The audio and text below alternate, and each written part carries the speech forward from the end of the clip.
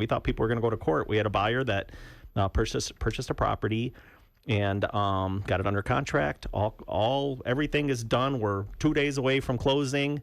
And at the last minute, the seller tells us, oh, by the way, there's an association.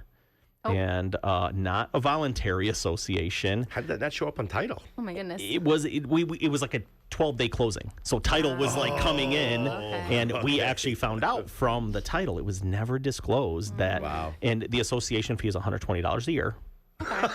Nothing, right? Right. But it was a deal killer? Well, here's why.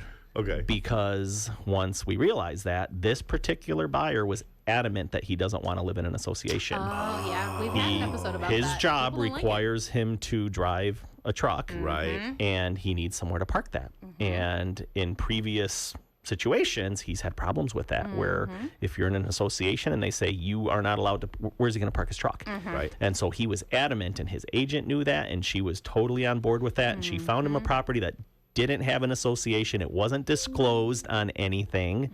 So he ended up, backing out, and the seller was like, no, we're past contingency. We're past. And it's like, well, no, hold on a second.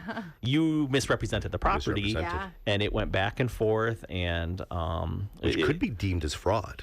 yeah, I think the sellers just, I mean, it was $120 a year. I think that's what they were like. They didn't. what's They the weren't big deal? thinking. Yeah, what's Right. the big deal, right? Not realizing that there's 37 pages of stuff you have to follow, Right. and most people probably would never think about that. But if you do have that type of job, where again, kind of a quirky situation, and our buyer was like, "No, absolutely not. I am not buying this house. Give me my money back." And they went back and forth and got lawyers involved, and But I think the last point you touched on.